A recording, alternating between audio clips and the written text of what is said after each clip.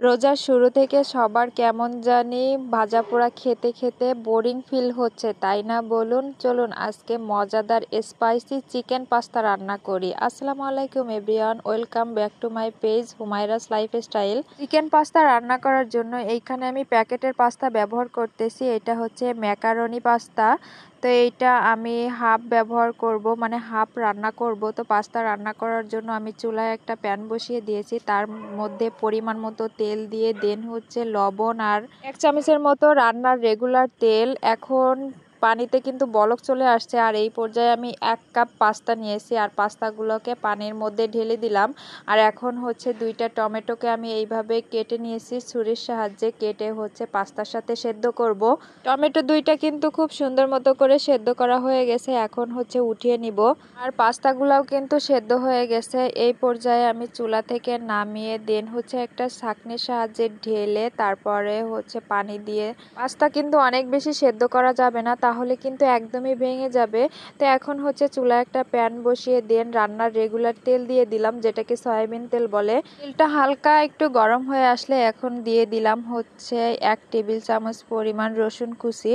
রসুন কুচিটা অল্প একটু ভাজা ভাজা হয়ে গেলে দিয়ে দেব 2টার মতো পেঁয়াজ কুচি। এখন রসুন আর পেঁয়াজ 2টাকে একসাথে সুন্দর মতো করে ভেজে নিব তেলের সাথে। পাস্তা রান্না করার জন্য আমি এইখানে অল্প অল্প করে মশলা অ্যাড করব, যাতে করে একদমই পুড়ে না যায় আর অনেক বেশি টেস্টি হয়। এই জন্য আমি অল্প অল্প করে আস্তে আস্তে মশলাগুলোকে অ্যাড করব।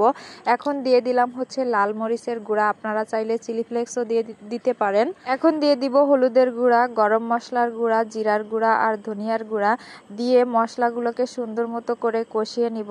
মশলাগুলোকে কিন্তু কষানো হয়ে গেছে, এই পর্যায়ে দিয়ে দিব চিকেনগুলোকে আমি ছোট ছোট টুকরা করে কেটে নিয়েছি, দেখতেই পাচ্ছেন। তো এইখানে পাস্তা রান্না করার জন্য কিন্তু চিকেনগুলোকে এইভাবে টুকরো করে কেটে নিতে হবে। আর অবশ্যই এখানে হাড্ডি থাকা যাবে না। আমি এইখানে মানে মুরগির বুকের অংশটা নিয়েছি। বডি পিসে কিন্তু অনেক বেশি মাংস থাকে, এই জন্য আমি মুরগির বুকের অংশটা নিয়েছি। আর এইখানে হচ্ছে যে টমেটো 2টা আমি পাস্তার সাথে সেদ্ধ করে নিয়েছিলাম, ওই 2টাকে এখন পেস্ট করে নিব। তো এখানে হচ্ছে পেস্ট করা হয়ে গেছে। এই পর্যায়ে আমি মুরগির মাংসটাকে ভাজা ভাজা করে নিব। মুরগির মাংসটা কিন্তু প্রায় ভাজা ভাজা হয়ে গেছে। এই পর্যায়ে আমি লবণ দিয়ে দিব। লবণটা দিয়ে আমি আরও কিছুক্ষণ ভেজে নিব মুরগির মাংসটাকে। তো এইখানে কিন্তু আমার ভাজি করা হয়ে গেছে লবণ দিয়ে। আর এখন হচ্ছে টমেটো যে পেস্টটা রেখেছিলাম আমি সেদ্ধ করে, ওইটাকে দিয়ে দিব। আপনারা চাইলে টমেটো সসও ব্যবহার করতে পারেন। এখন একটা টিপস বলি, আমার হাতের কাছে টমেটো সস অ্যাভেলেবেল ছিল না, এই জন্য আমি টমেটো 2টাকে সেদ্ধ করে তারপর হচ্ছে পেস্ট করে এখন দিয়ে দিলাম। তো এই পর্যায়ে কিন্তু আমি একটুখানি হচ্ছে সয়া সস দিয়ে দিব, 1 টেবিল চামচ পরিমাণ সয়া সসটা দিয়ে তারপরে হচ্ছে দেন সুন্দর মতো করে কষিয়ে নিব। সব মশলাগুলো অ্যাড করা হয়ে গেলে কিন্তু অনেক বেশি কষানো যাবে না, তাহলে কিন্তু মশলাগুলো একদমই পুড়ে যাবে। তো এইখানে কিন্তু দেখতেই পাচ্ছেন আমার গ্রেভিটা কত বেশি স্মুথ হয়েছে আর কত বেশি সুন্দর লাগতেছে। এই পর্যায়ে আমি দিয়ে দিলাম 1/4 কাপ পেঁয়াজ কুচি। পেঁয়াজ কুচিটাকে দিয়ে আবারও আমি মাংসের সাথে সুন্দর মতো করে কষিয়ে নিলাম। আর এখন দিয়ে দিচ্ছি মরিচগুলাকে আমি ফালি করে নিয়েছি। এইখানে কিন্তু আমি স্বাদের জন্য মরিচ দিচ্ছি না, এখানে হচ্ছে অন্যরকম একটা স্মেল আসবে মরিচের জন্য। তো এইখানে হচ্ছে আমার সবগুলো উপকরণ কিন্তু কষানো হয়ে গেছে। আর এখন সেদ্ধ করে রাখা পাস্তা দিয়ে দিলাম। পাস্তাটা দিয়ে এখন কিছুক্ষণ রান্না করে নিব। পাস্তা কিন্তু অনেক বেশি সেদ্ধ করা যাবে না, হালকা আছে সুন্দর মতো করে মানে সেদ্ধ করতে হবে, না হলে অনেক বেশি সেদ্ধ হয়ে গেলে একদমই গলে যাবে, খেতে একদমই ভালো লাগবে না, ঝরঝরা হবে না। তো এই পর্যায়ে কিন্তু আমি দিয়ে দিলাম হচ্ছে ম্যাগি মশলা। তো এখানে 1 প্যাকেট আমি ম্যাগি মশলা দিয়েছি। ম্যাগি মশলা দিয়ে তারপরে দেন হচ্ছে পাস্তাগুলোকে আরও কিছুক্ষণ রান্না করে নিব।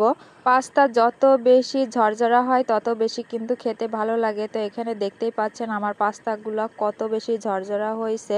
এই রমজানে কিন্তু ভাজা পোড়া খেতে খেতে মনের ভিতরে অনেক বেশি বোরিং ফিল হচ্ছে, তো ভাবলাম যে হেলদি উপায়ে ইফতার রেডি করি ঝটপট। তো এখানে কিন্তু আমার রান্নাটা কমপ্লিট হয়ে গেছে। তো আপনারা কে কোথা থেকে আমার ভিডিওটি দেখতেছেন, আর সবাইকে এতক্ষণ আমার ভিডিও দেখার জন্য অনেক অনেক ধন্যবাদ। আজকের মতো এখানেই বিদায় নিচ্ছি। আল্লাহ হাফেজ।